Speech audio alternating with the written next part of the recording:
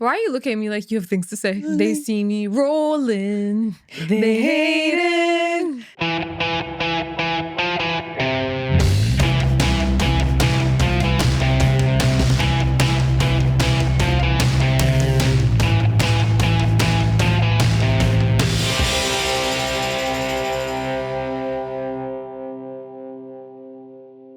Hey, I'm Zainab. And I'm Mia. And welcome to the first episode of the year of Sprinkles and Spice. And new year, new me. Who this? Who are you? Who are you? What are you doing here? What is this? Where am I? Happy New Year, everyone. I know you're so happy to see us or hear us. Did you miss us so much? Because so I much. missed us. I missed the studio. I miss the studio. I miss Tariq. Did you? Yeah. Did you miss us Tariq, back? I haven't seen you since last year. It's been a long time. Why are we here? Why are we here? How did we get here? We are gathered here Nobody's today. supposed to be here. We are gathered here today to talk to you guys about detoxing your life. Reclaiming your peace in the new year. Reclaiming is crazy because I never had peace in the first place. Yeah, but basically just detoxing your life socially, emotionally, and digitally. Online. Yeah. Digitally is so important. I know people are going to laugh, but I have over 60,000 pictures on my phone and it's doing me so much bad. So much bad. It's send me bad. Send me bad. No, I think digitally definitely has an impact on socially and emotionally. Yeah, it's like I try to find someone, like a contact, like I'm trying to make a phone call and I see all these names, like, I don't know who any of these people are. I gotta delete. No, I'm deleting contacts. Why? There's too many names. Okay, but like deleting contacts is kind of useless to me. I don't know. Like, it's too much scrolling if I'm looking for a name. You know, there's a search bar. I know, but sometimes I don't remember the person's name. But I'm like, I think it starts with something. Maybe we'll just look through, and then in the journey, I'm like, oh my god, I haven't seen this person in so long. Let me shoot them a text. And she just gets distracted, and then I don't call the person I'm supposed to call. Yep. Yeah. How's your new year? It's been good. It's been really good. Honestly, we started the new year off together on the we didn't start off together. Did we? Because I'm like, wait, but I don't remember. I spent it with my family. No, but we saw each other on the first, and we went to the park with our friend group. Yeah, we touched grass. That was nice. That was nice. Touching grass on the first day of the year. Speaking of touching grass, I need to touch a snack. Kind of hungry. Actually, I really am feeling. Are you done, ma'am? I'm feeling these spicy cheese pro chips. They're pea-based. Tariq, would you like a snack? Yeah, sure. That's not Zainab? Other than me. Which one do you want? We have spicy pizza, pro puff, salt and vinegar, sour cream and onion, and then there's salt and vinegar, sweet chili, barbecue. Sour cream. All right. You better catch it. That was a good throw. That was a great throw. And then But the catch, I don't know. Wait, is this ASMR?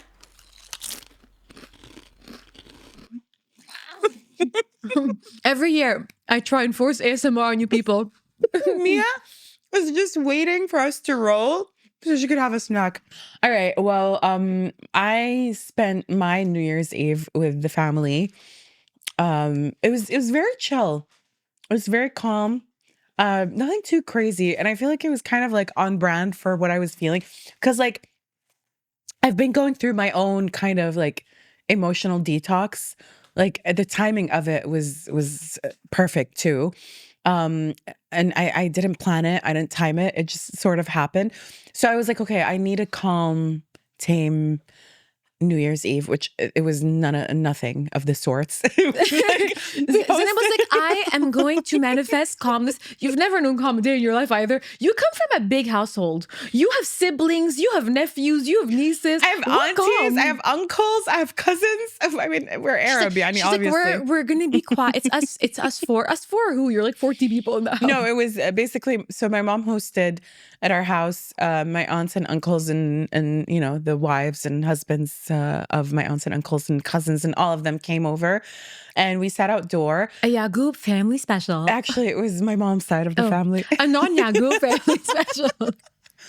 And then we had the game So it was the Khaliji Zain, the Gulf Cup. So we had like a huge screen outside and the projector. And I knew it wasn't going to end well because I'm like, Kuwait, our national team playing New Year's Eve, that could be like, that could go both ways. Because if we lose, it's really gonna determine the theme of the night the sentiment of the night. Which, yeah, unfortunately, we did lose. But also, congratulations, Bahrain. They just won the Gulf Cup. خليجنا واحد. خليجنا واحد. Also, I'm sorry, they gave their goalkeeper, so much flack for being overweight or talking about his weight. The guy was fit. He was just muscular and really tall. Okay, Zainab. He's married also. I like it. Don't worry, I checked. No, you do this too. Whenever I watch football, I'm like, ooh, he's cute. What's his status? Everybody was bullying him for being overweight and whatever. He's just a big man. Guess what? He actually won. Didn't he win like the MVP or something, or like the best player of the cup or something like that? Oh, you did it? Anyways, but everybody was complaining. They're like, the Bahraini goalkeeper won't let any balls go in the goal. And I'm like, well, that's the goal. He's doing his job, guys. That's the literal goal of being a goalie. But yeah, so Bahrain beat Kuwait.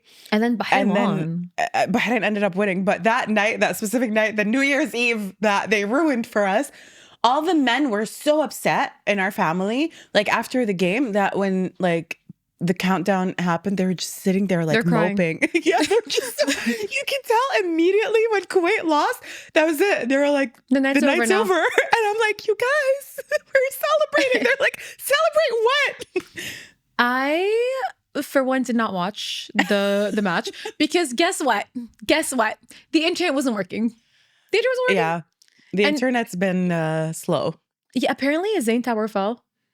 Isn't that what happened? Didn't the Zain Tower collapse? Allegedly. I don't know. Nobody quotes on this. So we didn't watch anything, but it was me and two close friends of mine. I actually also set out to do the same this year. I was like, this year, I do not want to have a big New Year's celebration. I feel like every single year, New Year's is like, okay, so December is my marathon, right? Yeah. First, there's my birthday. And right before that, there's your birthday. So I'm already, right before that, there's Thanksgiving. Exactly, which I don't celebrate. But if someone invites me, I'll go. I love to go eat turkey in people's houses. Then there's Christmas. So and then there's New Year. So I'm like, there's different Christmas. Like with each group, you have like Secret Santa, you have Christmas dinner, you have whatever. There's so many fun events happening, and also like I feel like December is usually a great season for Kuwait. There's so many outdoor markets. There's a lot happening. So by the time New Year's comes, I'm at the summit of like party time, celebration. This year I was like, I'm tired. I gotta rest. I just want to celebrate with one or two people and that's it. And I'm gonna sit on the couch. She said, I am done. I was done. It was so cold. I was like, I've been frostbitten all month. I'm done now. I'm done with the celebration. And then actually, no, but I did do something cute, which is I went on the roof to see the fireworks. And that was really cool because where we live is like right in the middle of Kuwait. So I was seeing like, I could see all around the city. Like we had an actual 360 view of all the different fireworks happening. That's nice. That was the coolest thing I've ever seen, honestly. Because usually I'm in one location where there's like one firework, but seeing all of them at like a micro level was really kind of special. You never sent me the video. Oh, I asked for the video. I've sent you. I'll send you after. We got the fireworks, our neighbors' fireworks, you know, the cheap ones, where it's like one, like you just hear a loud bang, and then it's like, it's like so anticlimactic. And it falls not in like the majestic, but it's just like. But I'm like, yeah, okay, sure, we'll take it. You know, let's celebrate. It reflected the mood of your uncles. Actually, it really did. But I think in general, December is such a hectic month. Yeah. Like I'm always so socially overwhelmed in December because I keep forgetting to gear up for that time of year because you're constantly doing social events and gatherings and you're invited and there's activities. I'm the opposite. I wait for December. I'm like, I wait all year round. I'm like, I cannot wait for December. I play Christmas songs like in October. I know. No, but it's not just that. It's like, it's not just Christmas because obviously like a lot of people here don't celebrate Christmas as well. But for those of you who do, like, yeah, it is exhausting. We celebrate with our friend. We have a Christian friend, so we celebrate with her. And then I do have other friends who also celebrate for the fun of it in solidarity with our Christian brothers and sisters. Shout out Jesus. Shout out Jesus. But yeah, like in general, I always feel like, I don't know, because it's like the end of the year, people kind of want to gather and do things. And then Yeah, also like excited. it's Keshta and like camping season. So we're at the desert, we're doing things, but it's like something every week. And I feel like I constantly have to juggle family and different friend groups. So it becomes exhausting at some point, don't you think? No, I agree. I think what happens is that I get so overly excited all of December that by the time January rolls around, I'm burnt out, which is crazy, which is why this episode is important, because it's really all about detoxing yourself, sort of cleansing your circle, your consumption of hatha and what you're seeing. Like it's all about resetting the year And so you start fresh. recharging. Yeah. So should we start with the... You want to do emotional first? Yeah. So for me, emotional is almost like letting go of the mental clutter. Like a lot of times, because I'm so overstimulated, I tend to have like a lot of like events and a lot of thoughts and a lot of like to-do lists. And by the time January rolls around, I'm like kind of like stressed, you know, because I'm like, oh my God, the year just ended and it's a whole new year and I have to do a lot of things. So something that I really like to do is I like to just set days where I'm on my own. Like literally, like dates with myself where I'm on my own, and maybe to sort of like release the clutter mentally, I declutter my home, or like my closet, or like my makeup. What about you? How do you start that process? Condoleezza, what is it? Mary Kondo. Mary Kondo. Yeah, Not me, Condoleezza Rice. I'm like Condoleezza. Condoleezza Rice. I'm like that's the wrong Kondo. No, but literally. Like you've heard that, like, was it Mary Kondo who said declutter your home to declutter your mind? Yeah, was it Marie Kondo? I think it's her. But that's literally what I start doing. Like I start going through like my products. I'm like, hey, how long have I had this palette for? Let me just throw it away. Or like, if I'm not reaching for this, can I donate it? Like I start to literally try to remove stuff. Yeah. My mom always said, I don't know if this is like a cultural or religious thing or it's just specific to my mom, but she would always be like, don't have clutter in your room. Cause she was like, a lot of bad energy is held in those spaces where there's clutter. My mom always does that. She's too. like nahs or not nahs. I don't know what the word is. She's like, hey, my mom believes in that. That if your room like is it brings cluttered, bad energy. Well, she's like, you can't sleep right. Yeah. Which I actually agree. I like my room to be quite minimal when it comes to stuff. And I don't like piling things in like a corner or like or just that chair. You know that chair? Yeah. I can't. I have that chair not in my bedroom. I have it in my other room where I just have clothes laying there because I'm like, I want to like do something with these clothes. I don't want to hang them because if I hang them, I'll forget. But for me, what I think an emotional detox is, I think it's like purifying undigested or unprocessed or overprocessed emotions. So I feel like a lot of times, like, like you said, like I do get overwhelmed, but I also realized recently that there were some things that I had like buried deep and or I had like pushed away and I didn't want to deal with them. So I feel like that was my emotional detox where I had to kind of like process these emotions that I had like kind of, just avoided for a very long time. I think that's a huge one. I think a lot of us do that though, because like when you're running, when you have a normal like day, like you're waking up, you have your morning routine, you run to work, you're doing things. A lot of things sometimes happen and you literally don't have the time because when you come home, you have like all of these like social obligations or just like you have extra work to do. So it's like you don't realize how much it weighs on you because it's in the back of your mind. Yeah. But then all of a sudden out of nowhere, it hits you. So I think what helps me with that is a lot of time journaling. Like if I have certain feelings towards a person, right? If I'm upset or if I'm mad or even if I'm mad at myself, like I think sometimes it really helps to journal, or sometimes honestly, even opening your notes app and writing a note to yourself about how you feel about something helps clear that out. Or you know what, calling your friend and saying, hey, like this happened and I don't know how to feel, and just talking it out with someone. Sometimes it can clutter your mind a bit more. I like just kind of meditating to clear my mind where I just don't think of anything. I saw this meditation a while back where it's like you just keep repeating I am. And whenever you cuz your mind, what it's going to try to do is it's going to try to put another word after I am and define who you are. But you have to kind of Mm. like fight that and just stick with I am. I exist, and that's it, I love and not that. add anything. So in the beginning you find yourself like fighting like to add a word, and then you just kind of like bring yourself back to just I am and think of nothing, like absolutely nothing, like clear your mind. And then you just, once you get in that state, you just hold that. And once you're done with that meditation, you come out like you feel new, you feel fresh, like Newborn baby. newborn baby. Just No, add but the it really balloon. does like kind of reset your mind in a way where like there's so much noise and clutter. And then after that, you're just kind of like, ooh, my thoughts are clear. I feel like I can make better decisions regarding certain things. You know what I mean? Yeah. No, I agree with that. I think it's important to have like a moment of just being. I remember there was this app that I used to use a lot during college when I was really stressed. And I think this is a good tip for anyone who's still in college. And sometimes, like when you're younger, you don't really know how to just be. I really recommend Headspace.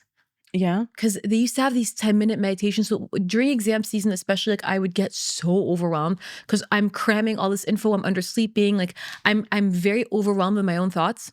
I used to sit and do like the 10-minute short meditations on Headspace, and they were phenomenal. And they were like that. They're like, just think of somewhere and think of nothing. And like you would have all these thoughts coming in, and you'd be like, nope, nope, nope. I'm just gonna think of nothing. Yeah.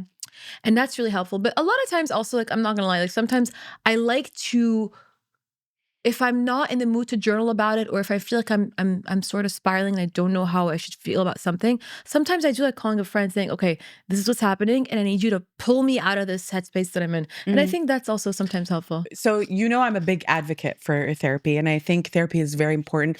And I know a lot of people don't really see the importance of therapy. They're like, I'm fine. I'm okay. I don't really have too many mental issues. I'm not depressed. I'm not anxious. I'm not whatever. So I don't need therapy. But a lot of people, first of all, lack the self-awareness. They lack the understanding to identify the symptoms or the signs of these things. And a lot of times, people kind of get stuck in their way, and they think because they have these momentarily, these like small moments of being happy or okay, that they're fine. But I was watching this video where it says that like basically most psychologists say that if you want to change the way you feel, you have to change the way you think. But that's partially true. A big factor that affects the way we feel is our nervous system. And this is so interesting. Pause. A woman in A STEM. woman in STEM. So, our nervous system has apparently two responses Mm. to stress, or if we feel unsafe or whatever. And the first one is what we know as the flight or fight or freeze response. Yeah. And another one actually is called the Biotic. not symbiotic. Hold on, I have it in my notes.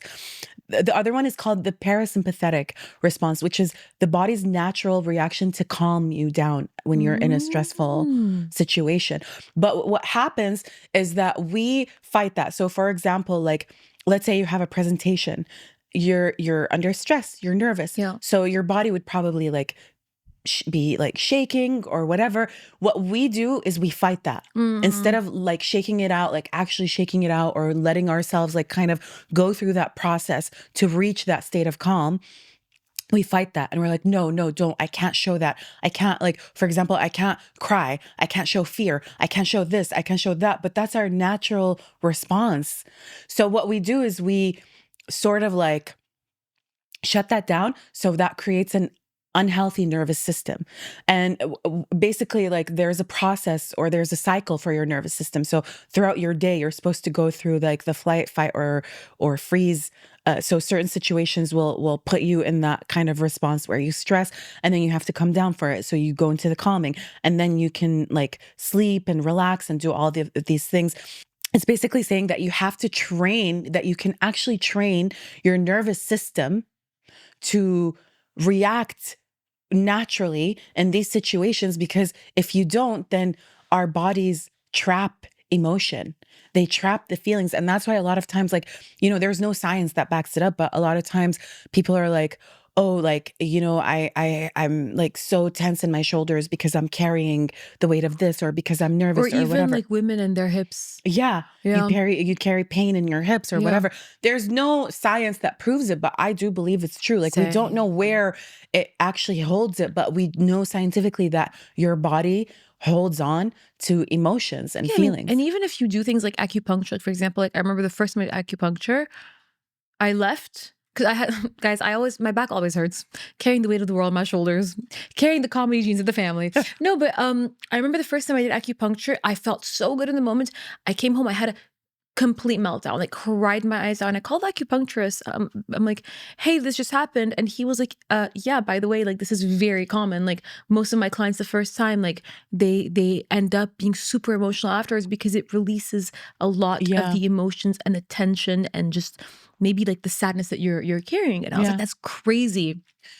That's why we always say, like, have you ever had like a crying session and then after you're like, oh, I feel so light. Yeah. It's because you're releasing. That's what I told you, like, when I was going through my emotional detox, when I was like crying and you asked me like how you felt, I told you I feel lighter because this pain that I had buried so deep kind of resurfaced and I had never dealt with it. And now I'm kind of like working through those emotions, and I was crying, and I was crying uncontrollably. Like I couldn't even, like, I didn't even know why. Especially like if you are someone like us who prefers to like laugh at things and make a joke of serious things. Self-deprecating jokes. Yeah, we love that. I mean, I know that for myself, my first reaction when something bad happens is I'm like, let me make a joke out of it, to make it a little less harsh. So definitely think you guys, like a good crying session, if anything, will always help. No, you and I are definitely the same. And that's when we found out, and you were like, you're just like me. And I was like, I'm just older, so I hide it better. What's the Barbie song? You're just like me.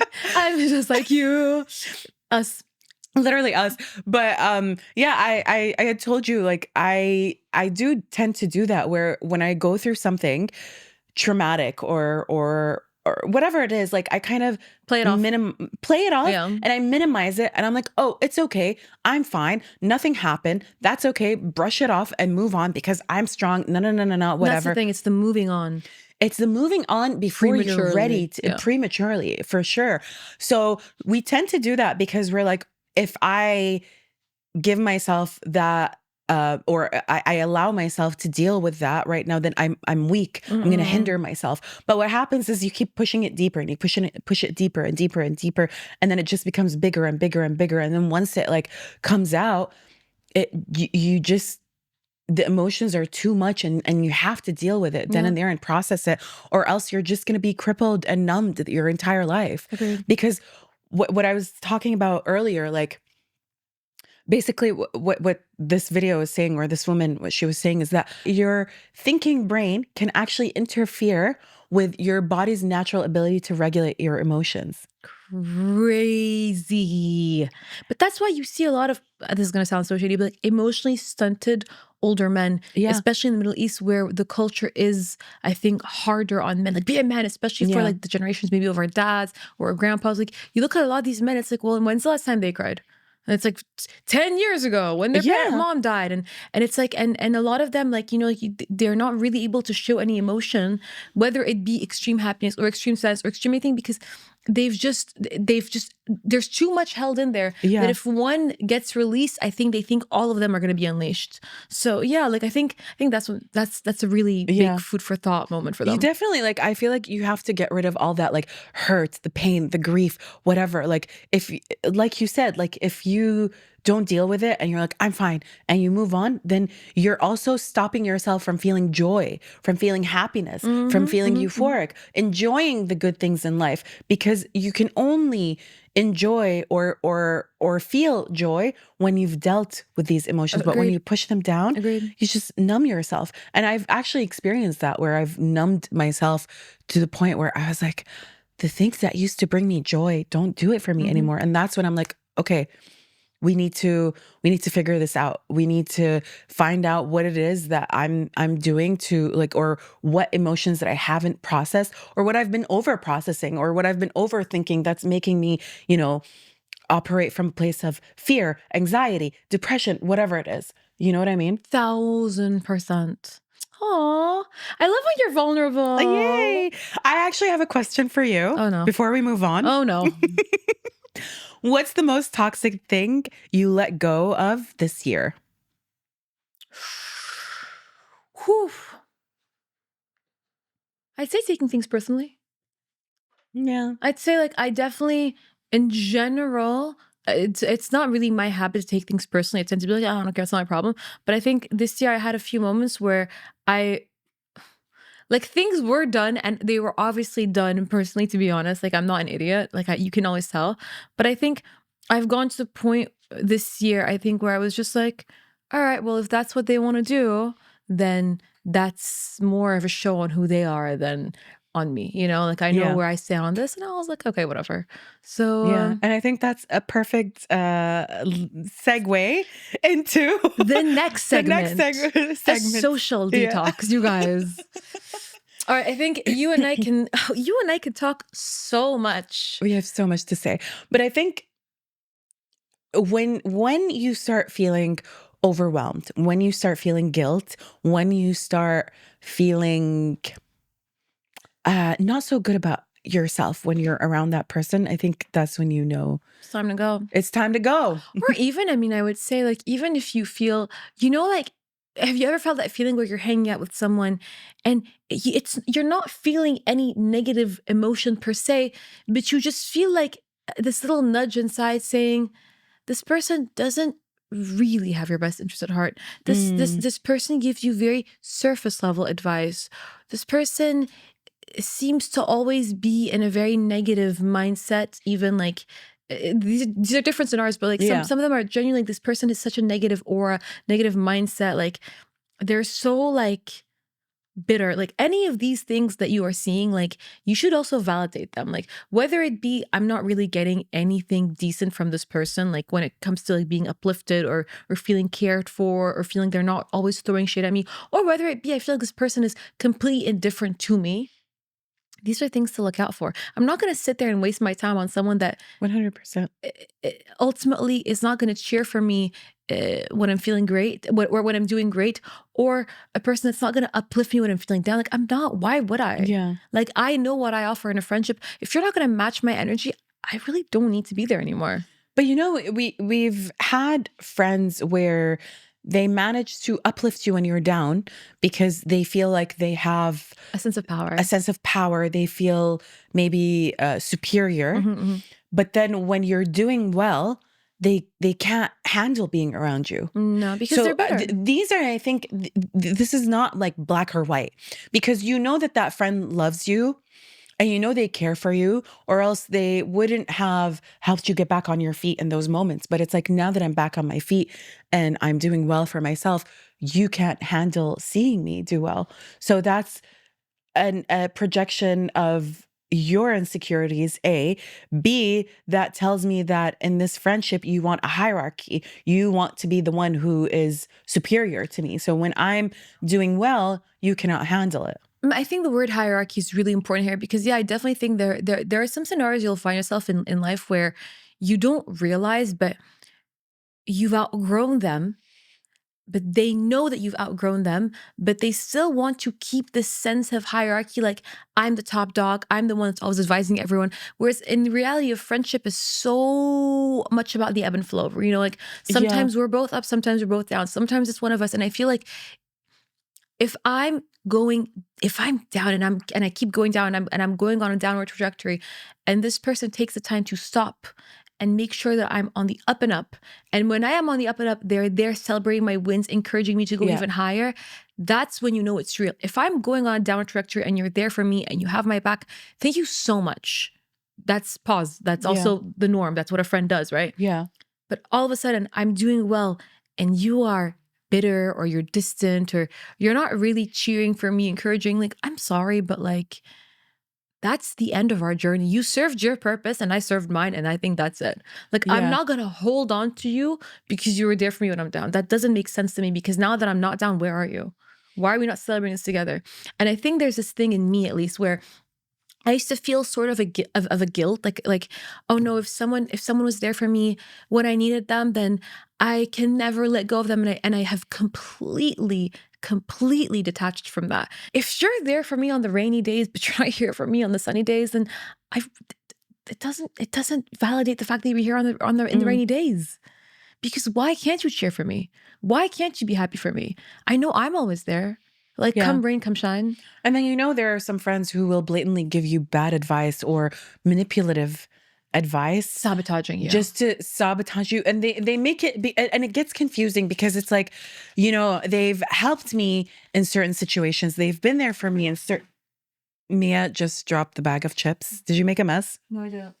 Anyways, so they've helped me in certain situations, but there seems to be a pattern, because you feel like the more you listen to their advice, the more you're putting yourself in bad scenarios and bad situations, and their advice is never actually like helpful. They kind of throw shade at you. They kind of get a kick out of you going through things, and they enable you laughing when bad things happen to you. You know what I mean? The good for you friends. Like, good for you. Yeah. You know, when sometimes you hear someone saying something nice, and then you come home and you're like, wait a second, that wasn't nice. Like, we made a joke. The backhanded compliment. Yeah. Like, but it's even deeper than a backhanded compliment. It's like, yeah, you've been doing so... Do you want this? I want the salt and vinegar. It's crazy because I've been dying to get the spicy cheese as well. Pause. Yeah. Food break. It's not even a backhanded compliment. It's almost like someone's looking down at you and they expect you to succeed in your little realm because they look down on you in the first place. Oh yeah, good for you. And it's almost like you feel like they're so condescending, but if you were to explain it to anyone else, be like, no, they're encouraging you. And you're like, no, they're being condescending to me. And I think sort of differentiating someone who truly believes in you and believes that you can always progress and do more, and seeing someone like sort of look at you from above, be like, oh, enjoy swimming in the kiddie pool, babes. It's the kiddie pool. You're a big girl for the kiddie pool. You know what I mean? Like, that differentiating that energy, I think, is really, really important, because I've definitely gone through my fair share of people that, I mean, when I did my career switch, right, from being essentially an international lawyer to someone that's much more like involved in media, entertainment, and especially more in maybe like a comedic sense, I definitely had some friends that were like, like they were smug. Yeah. And I think looking at them and being like, you're not actually happy for me, you think you've won something over me, like, that was definitely eye-opening, like, I was like, smug because like you're not a lawyer anymore? Yeah.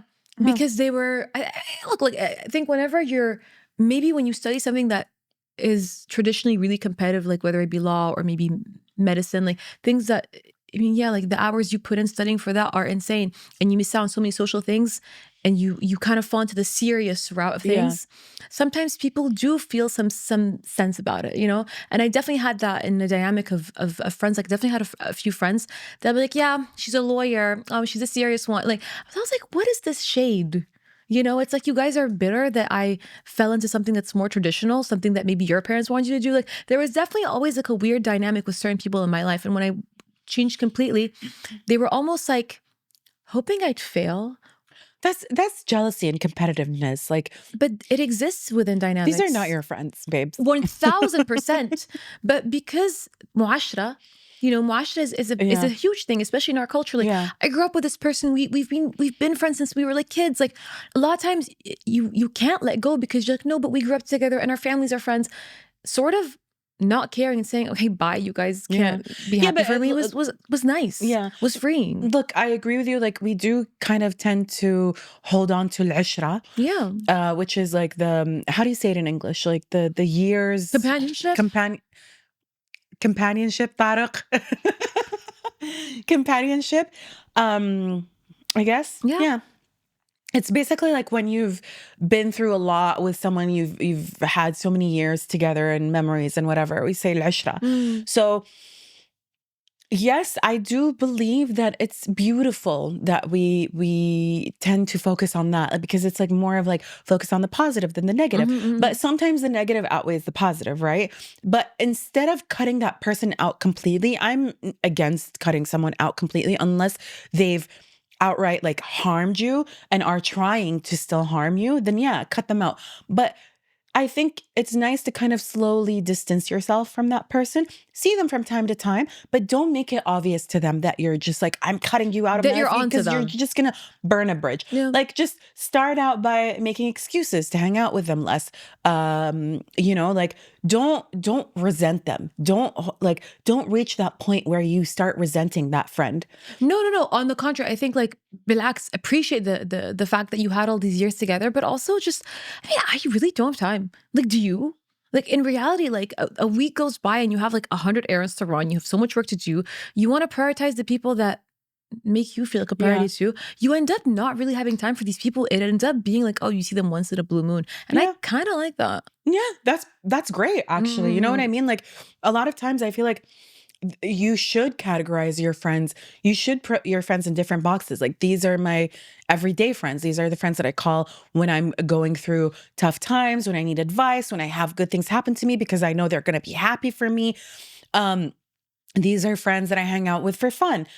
These are friends that I see every once in a while because I cannot see them on a daily or because our schedules are conflicting. These are my friends who are moms, so Mm-hmm. you kind of just categorize your friends, and then it changes. Every now and then it changes. Like, sometimes I have friends who I get really close to in a certain period of Period. Yeah, time, because you and bond I'm over just like, something. yeah, we bond over something and we start seeing each other every day, and then, we start seeing each other less frequently and I'm closer to another friend, but it's not like that I'm not talking to that friend anymore. No, I see them.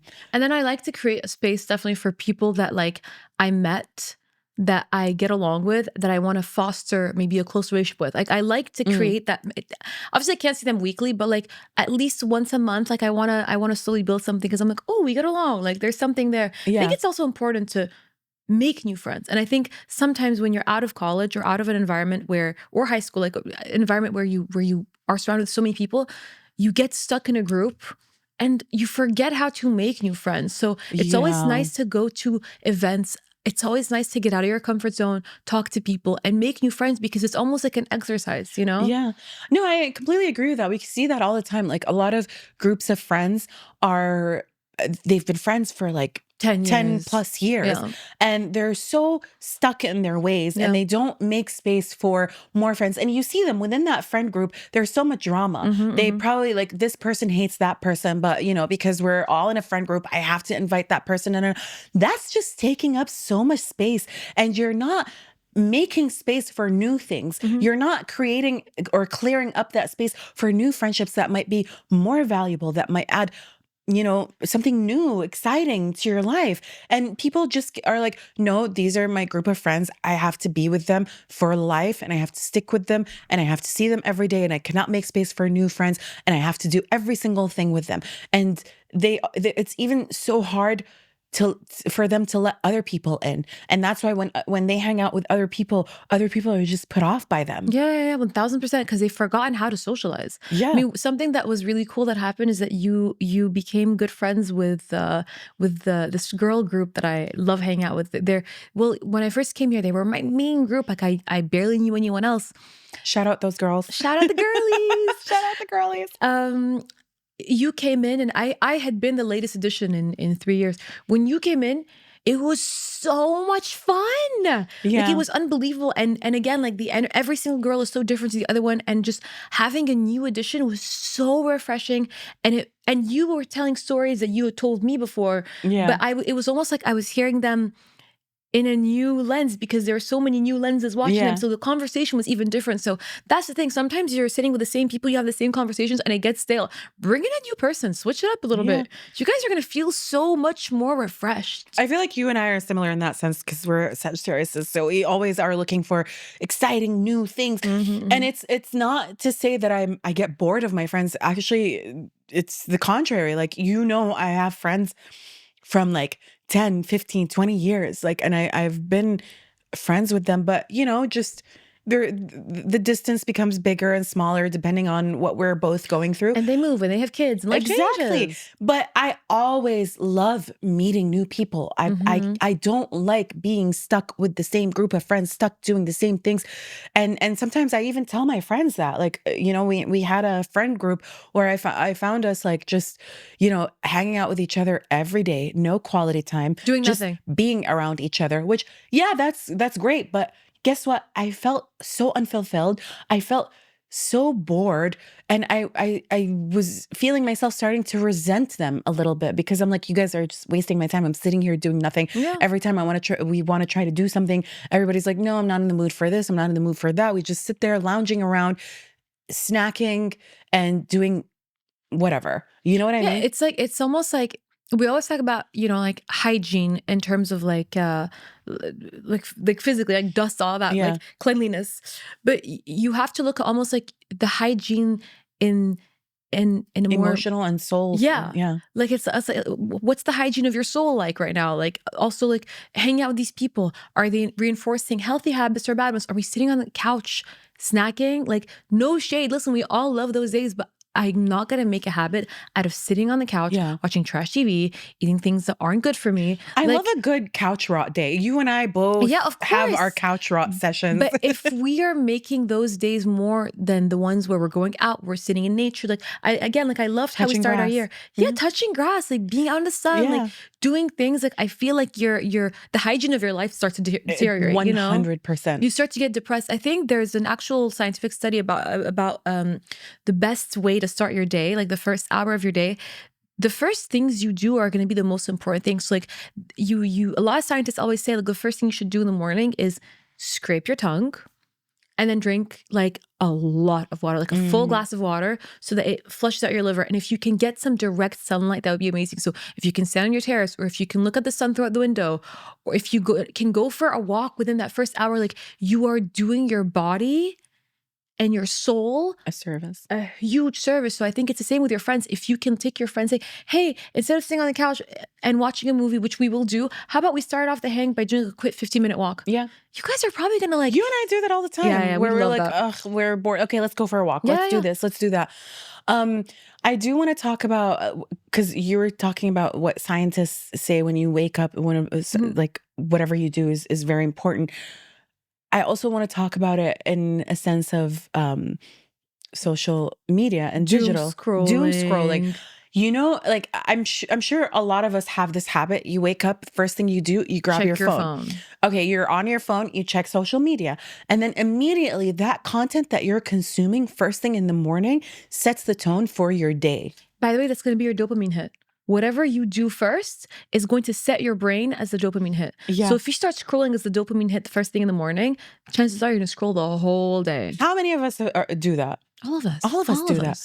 So I'm trying to get out of that habit where I'm like, okay, like, first of all, I do put my phone in sleep mode an hour and a half, or I think 2 hours before I go to sleep. So I have a sleep schedule. So whenever my phone is in sleep mode, it's do not disturb. I don't receive calls. I don't receive messages. Am I in your emergency contact? You are, actually. Okay. You're the only, you and my family are the only people who can bypass that. A win is a win. But you also know not to call me past a certain time. Yeah. You know what I mean? But the one thing that I'm struggling with right now is scrolling the first thing in the morning. And I'm trying so hard not to do it. And one thing that I also did recently is I disabled the comment notifications on my phone, because a lot of times I would wake up and the first thing that I would see is comments. Strangers' comments on our Instagram. Yeah. And a lot of, some videos did get some negative comments. So waking up and seeing those comments like really set the tone for my day. So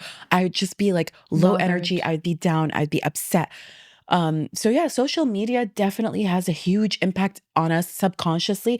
And I think you and I both agree we need to do a full episode on we will, you guys. But even your feed, like detoxing your feed, cleaning up your feed, and that also, like, the content that you consume subconsciously will affect you in the long run. And I think, so what's funny is that the content that you consume not only affects you like right then and there, and you know it, but also على قولتك, like subconsciously, because you walk around you guys were very intelligent. Like you walk around with these memes in your head, with these videos in your head, and you start to act out what you are consuming, because at the end of the day, the thing that we spend the most time on nowadays is probably our phones, you know? Like, so Yeah. if I'm seeing someone giving me really dark jokes about like, sorry, but like wanting to end it all of that, like they're Yeah. filled with that's all we see all day long. What end it all, and you laugh about it and you send it to your friends. You are also in the back of your mind normalizing that, right? If Yeah. you see things like girl dinner and it's like a banana and a string cheese, you're also normalizing, yeah, I'm not gonna take care of myself. Yeah. Like I think curating your feed to something that you want to connect more with, whether it be spirituality or art or whatever, maybe is a good idea. Something that I did last year is I unfollowed, last year as in 2024. Woo! Had to slide the joke in. Rubbed off. It did. See the influence of your friends, guys. Is I unfollowed a lot of influencers I was following that I was just like, I don't know what the add value here is. Like, I think they're so funny, but I think honestly they're pushing me to be a little bit depressed.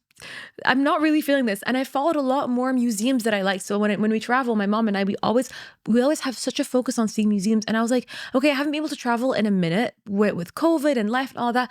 Let me follow these museums. Let me see what they're doing. And that's been really nice. Like looking at paintings, looking at art. Like we love art in my family. Yeah. So doing that really helps. Following dictionaries and languages that I don't necessarily speak. I was like, oh, I'm learning a new word. Like I'm not saying stop using social media. That's not super realistic. I mean, we work in a field. Be mindful and conscious of what you're consuming, for sure. We work in the social media realm now, and it's like obviously we have to be on our phones, but curating your feed to resemble the things that you want to get closer to help. Following chefs that make meals that are realistic for me to make, that spread a positive message, like just surrounding myself with people that are like-minded, but also with content that I want to emulate is much more helpful. And it's the same with these unattainable influencers that promote unrealistic lifestyles. Like maybe unfollow these, because what are you inspiring me to do other than like think, oh my God, my life sucks, you know? Yeah. We follow these influencers and we think that because these are real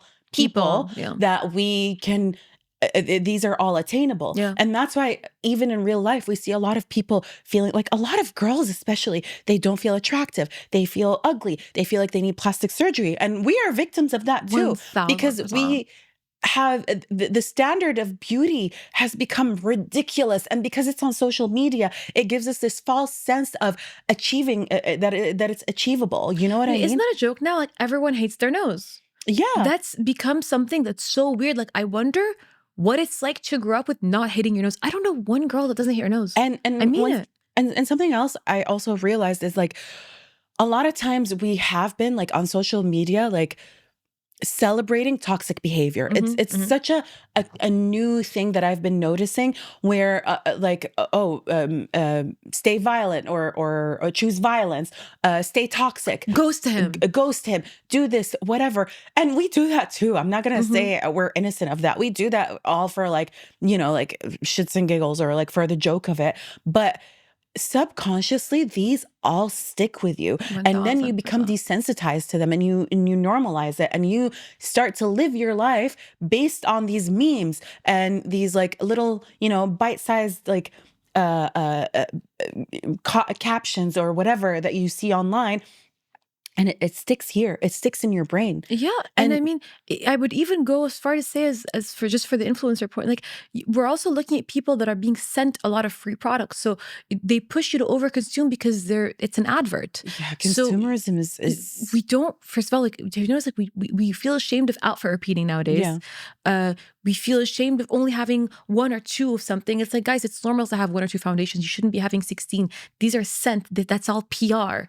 It's like we're pushed to spend and spend and spend and spend because we feel the need to keep up with influencers who are being sent things for free.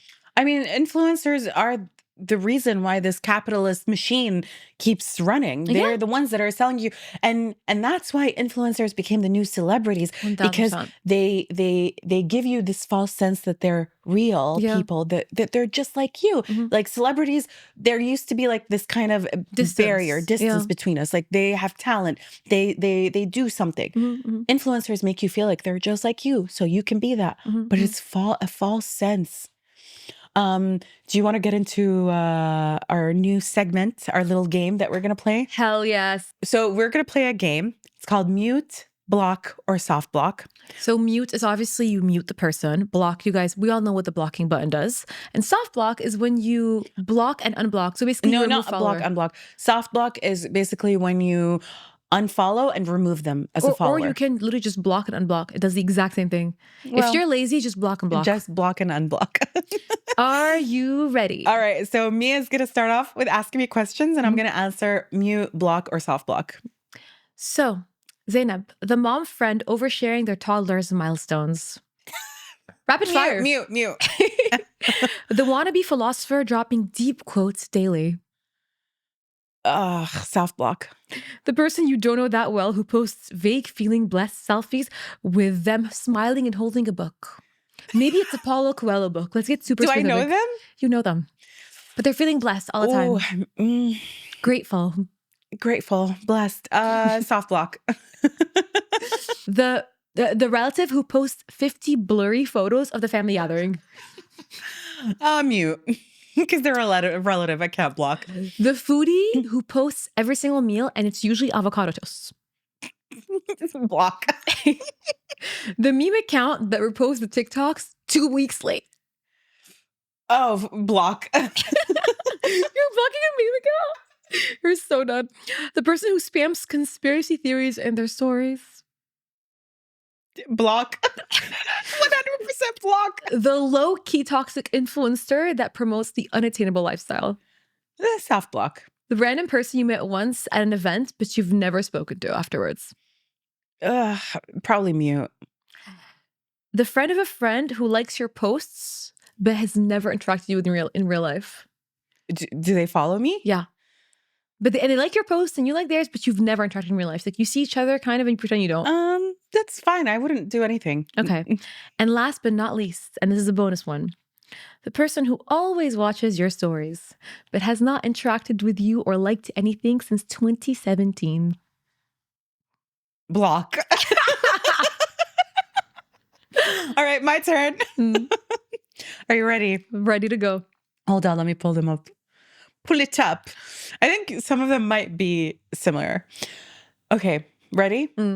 The old coworker who shares 50 Instagram stories a day, all inspirational quotes. Block. The friend who always subtweets and throws shade on her stories that feels like they're aimed at you. Block. This online friend, you've never met them in real life, who reacts or comments on every single story you share and tries to have a deep conversation about everything. Mute. I'm not trying to text. I'm a bad texter. Leave me alone. The serial tagger, the distant acquaintance who constantly tags you in random memes or photos that you're not even in. Mute. Or they tag you in contests. Yeah. They're trying to win like a pallet or 200 KD or something. Just mute. Okay. The friend that posts cringy thirst traps or overly staged content that makes you secondhand embarrassed every time. I have to block, not because I'm a hater, but because I cannot cringe. I can't. It's too much for me. It gives me anxiety. I don't want to see it. All right. The chronic ranter. They're constantly ranting and complaining about their drama. There's always something going on in their lives and they're always mad. Soft block. That friend that's constantly sharing poorly sourced advice about fitness, health, mental health, and it's all toxic, but she's so eloquent and people follow her. Soft block. It's not for me, dog, but good luck on your hustle. That envious family member that keeps tabs on you and never misses a story or post, but never likes anything or compliments you in real life. Block. I know you're watching the episode now. Enjoy. That friend that you know has talked about you behind your back, but pretends to be besties online and tags you. Mute. Enjoy the show. Okay. that friend who always has feedback or something to say about your content. They're constantly giving you advice on what to do better. And they're like, you should do this, you should do that. Every single post. Soft block. They Soft block. never have anything nice to say. Soft block. She's like, don't. Just soft block. Soft block. I would block them. I'm soft blocking them Yeah. because If they're a friend, it's hard to block. Yeah. Like I'm like, oh, we're not fun. Oh, that's strange. I don't know what happened. A glitch in the matrix. All right. Well, that's all we have for mute, blocked, or soft blocked. We're gonna get into your let's get spicy responses. But also, you guys, let us know in the comments, who are you muting, soft blocking? Actually, yeah, let us know. Let us know who you've muted, blocked, or soft blocked. Let's get into our let's get spicy. We asked you guys. So we asked you guys about how you're starting the year and how you're detoxing your feed for the new year. And 30% of you said only keeping accounts that inspire me. 40% said they're happy with their feed as is. So we have a majority of people that are actually satisfied with their feeds. Good for you guys, honestly. 16% said muting influencers and internet gurus. And 14% said curating for laughs, vibes, and value. That's my people. That's my people. Laughs, vibes, and value. Yeah. I love that. All right. And then we asked you guys, what's the first type of account you're cutting out?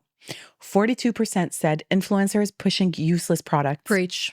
30% said random people I don't even know.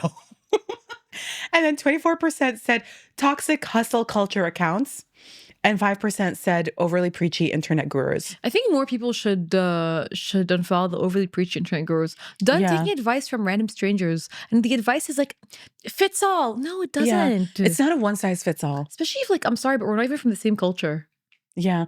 I mean, watch our therapy speak video or episode that we did last year. No, the year before. Was it last year? Was it 20 before? Wait, we've been doing this for a year and a half almost. Okay, well, 2 years ago, maybe. All right. Why would you detox your feed? 45% said too many ad and promos. Yeah, honestly, internet's become crazy. Like it's ads nonstop on every app. 27% said want to start fresh for the new year. 19% said need more positivity, and 9% said tired of fake accounts. I am also tired of Svetlana7009. You know, now they can create AI influencers and they look real. I almost followed a girl. I was like, oh wow, like I love her clothes. She was AI. How do you know if it's AI? Does it say? Some of them say, but this one, it was too perfect. Like it was too perfect. I was like, kind of scary, you guys. Also, she looked like she was the richest person alive. I was like, no, they don't. They don't even need influencers to push their products. They're just gonna use AI. Well, I think Lil Michaela was the first one. She was there since I think pre-COVID. Crazy. I used to think it was a real person also. All right. And then finally, we asked you guys, what content do you wish you saw more of? My favorite comment is accounts exposing girls who gatekeep products or clothing items. Why are we gatekeeping, you guys? Yeah, it's so actually I know why we're gatekeeping, because people go and sell things out, but also let's just not gatekeep. We had uncurated content. Honestly, my favorite responses were the ones that were like sprinkles and spice. Someone said Zainab's makeup tutorials. Real. I'm trying, you guys. Stop gatekeeping your makeup skills, Zainab. I'll try better. We had a lot of people saying fashion vlogging, wellness, health, and healthy lifestyle, mental health. Someone said videos of people moving into their new space for new beginnings. Can I just say, I actually love these. I love watching moving vlogs. And then the person sort of building their dream apartment, especially if they're a bit older. So like they have like the budget and the vision to build something nice. Like if it's just like someone out of college, it's not as exciting as someone like... What is it? A bed? A desk? A couch? But it's like... and a microwave. Well, it's like, guys, get an oven. Way healthier. But and an air fryer, actually. It's still in microwaves. Actually air fryers They're air frying their everythings. Yeah. But yeah, like I do agree. Like there's something so refreshing about seeing someone build a space from scratch. Yeah. Like it's really satisfying. It's really nice. I like this comment. Someone said something real, realistic, and relatable. Most people don't even do what they preach. Real. Someone said uncurated content. I agree. I think that's become so nice. Like I think that's why TikTok blew up in the first place, because it was a lot less curated than Instagram. But then I think now TikTok is just as curated, to be honest. Someone said mental health professional content on self-improvement and self-acceptance. I love that. We really do need more self-acceptance. Yeah, I think it'd be nice to sort of see the girlies in the MENA region doing that. I think a lot of our influencers are very like hyper focused on like beauty and luxury, and it's not even attainable. Like it'll be like Hermes bags and like the most expensive types of makeup. Like I'd love to see girls talking about like their acne journeys and being okay with it and not going on. We don't really see that, unfortunately, in the region. We really have a scarcity of like real influencers who show you real struggles, real things that they're going through. Like, you know, like you said, like acne or sometimes it's as simple as like being okay, like you said, with your nose. Like a lot of girls in the region hate their nose, and we've had like an influx of rhinoplasties because of that. And we were talking about this, I think, a few weeks ago, where you were like, but this is the nose of my ancestors. I think every one of our features tells a story. So a lot of my friends, when they make fun of me, they make fun of my eyes. Like they're like, oh, you look so Asian. You look so Asian.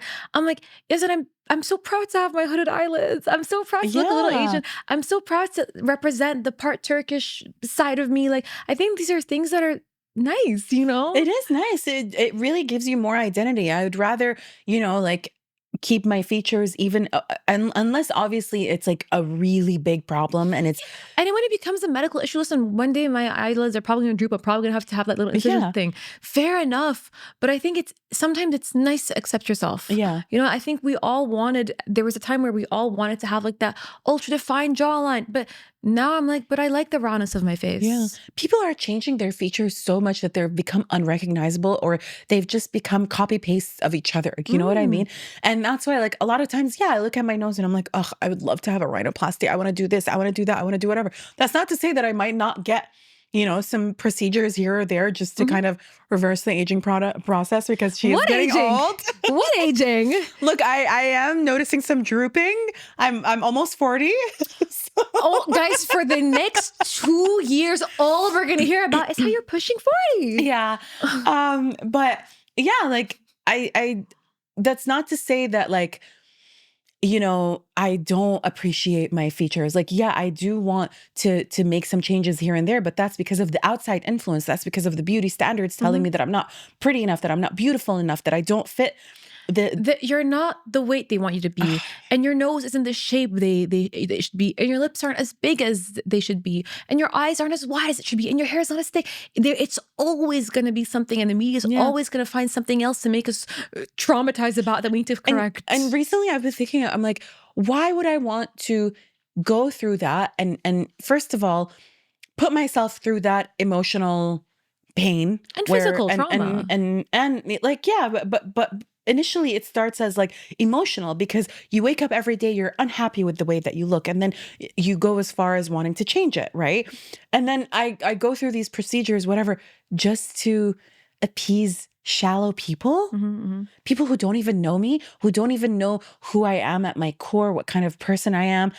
And a lot of times, like, like when you get to know people, they might be the most beautiful looking person, but if their personality is disgusting, you're not even going to look at them like that anymore. You get so icked out so fast. Yeah. And it happens time and time again. You see someone that's stunning and you speak to them a little bit and you're like, oh, this is all there is. There's nothing beyond the surface. And it's almost like a painting. It's like, well, that's nice. And you move away from it. And some people are blessed with both. And if that's you, you're a lucky gal or a lucky boy. You're a lucky gal. Tell us your secret. Give us the number of your therapist. Yeah. Your therapist and your skincare routine. Your genes, please. We need it. And your skincare routine. No, but it's like, I agree. Like, I think this year I want to focus on really accepting myself and not always trying to modify, whether it be like, you know, like my body or my hair or God knows what, you know, because I think we're so hard on ourselves. And also, let's just normalize outfit repeating, guys. Seriously. Outfit repeating. Guys, we're out of outfits. Guys, listen, don't know how many outfits we can come up with right now. You know, I was thinking today, I was like, should we just show up in pajamas? Yeah. Honestly, at some point we're going to have to. Yeah. Because, guys, we're out of outfits. We don't have a sponsor. If anybody out there wants to sponsor our wardrobe, you're welcome to. Yes, we are open to clothing sponsors. Let's go. All right, you guys, that's all we have for today's episode. Join us next Wednesday. And if you wait, hold on, let me repeat that. Yeah. All right, you guys, that's all the time we have for today's episode. If you enjoyed it, like, comment, subscribe, leave a review, anything below 5 stars, and you a hater. Don't be a hater. All right, guys, we will see you next Wednesday. Bye. Oh, some of these chips. I've been waiting.